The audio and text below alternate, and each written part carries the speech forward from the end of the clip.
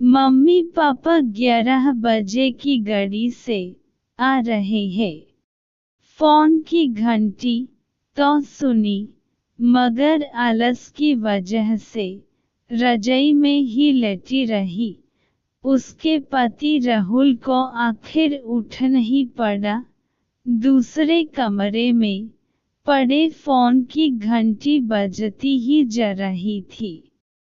इतनी सुबह कौन हो सकता है जो सोने भी नहीं देता। इसी चिड़चिड़ाहट में उसने फोन उठाया। हेलो, कौन? तभी दूसरी तरफ से आवाज सुन सारी नींद खुल गई। नमस्ते पापा बेटा, बहुत दिनों से तुम्हें मिले नहीं, सो हम दोनों 11 बजे की गाड़ी से आ रहे हैं। दोपहर का खाना साथ में खाकर हम 4 बजे की गाड़ी वापस लौट जाएंगे। ठीक है? हाँ पापा, मैं स्टेशन पर आपको लेने आ जाऊंगा। फोन रख कर वापस कमरे में आकर उसने रचन को बताया कि मम्मी पापा 11 बजे की गाड़ी से आ रहे हैं और दोपहर का खाना हमारे साथ ही खाएंगे। रजाई में घुसी रचन का पर एकदम 7वें आसमान पर चढ़ गया। कोई इतवार को भी सोने नहीं देता। अब सबके के लिए खाना बनाओ, पूरी नौकरानी बन दिया है। गुस्से से उठी और बाथरूम में घुस गई। राहुल हक्क बक्क हो उसे देखता ही रह गया। जब वो बाहर आई तो राहुल ने पूछा क्या बनाओगी? गुस्से से भरी रचन ने तुनक के जवाब दिया, अपने को तल के खिल दूंगी। राहुल चुप रहा और मुस्कुराता हुआ तैयार होने में लग गया। स्टेशन जो जाना था। थोड़ी देर बाद गुस्सेल रचन को बोल कर वो मम्मी पापा को लेने स्टेशन जा रहा है। वो घर से निकल गया। रचन गुस्से में बड़बड़ाते हुए खाना बना रही थी। दाल सब्जी में नमक मसाले ठीक है या नहीं की परवाह किए बिना बस करछी चलाए जा रही थी। कच्चा पक्का खाना बन बेमन से परांठे तलने लगी, तो कोई कच्चा तो कोई जला हुआ। आखिर उसने सब कुछ खत्म किया। नहाने चली गई। नहा के निकली और तैयार हो सोफे पर बैठ मैगजीन के पन्ने पलटने लगी। उसके मन में तो बस यह चल रहा था कि सारा संडे खराब कर दिया। बस अब तो आएं, खाएं और वापस जाएं। थोड़ी देर में घर की घंटी बजी तो बड़े बेमन से उठी और दरवाजा खोला। दरवाजा खुलते ही उसकी आंखें हिरनी से फटी की फटी रह गई और मुंह से एक शब्द भी नहीं निकल सका। सामने राहुल के नहीं उसके अपने मम्मी पापा खड़े थे, जिन्हें राहुल स्टेशन से लाया था।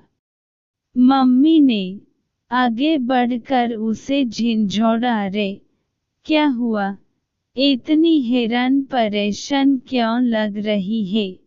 क्या राहुल ने बताया नहीं कि हम आ रहे हैं? जैसे मनोरचन के नींद टूटी हो। नहीं मम्मी, इन्होंने तो बताया था, पर रार।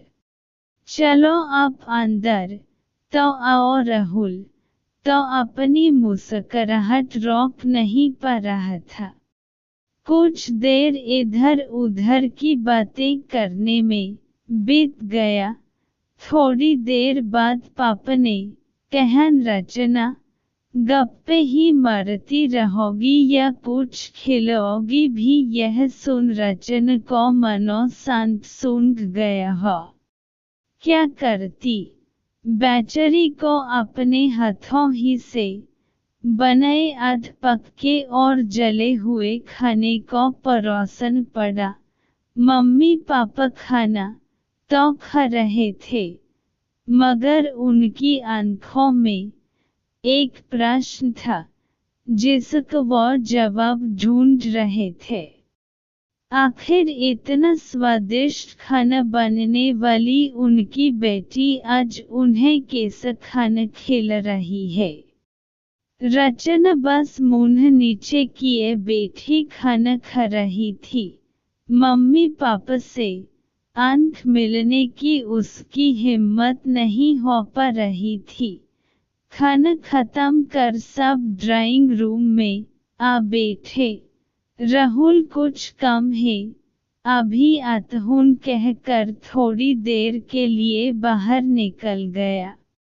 राहुल के जाते ही मम्मी, जो बहुत देर से चुप बैठी थी, बोल पड़ी, क्या राहुल ने बताया नहीं था कि हम आ रहे हैं? तो अचानक रचना के मुंह से निकल गया। उसने सिर्फ यह कहना था कि मम्मी पापा लंच पर आ रहे हैं। मैं समझी उसके मम्मी पापा आ रहे हैं। फिर क्या था? रचना की मम्मी को समझते देर नहीं लगी कि ये मामला है। बहुत दुखी मन से उन्होंने रचना को समझाया, बेटी, हम हो या उसके मम्मी पापा, तुम्हें तो बराबर का सम्मान करना चाहिए। मम्मी पापा क्या, कोई भी घर आए तो खुशी खुशी अपनी हैसियत के मुताबिक उसकी सेवा करो। बेटी, जितना किसी को सम्मान दोगी उतना तुम्हें ही प्यार और इज्जत मिलेगी।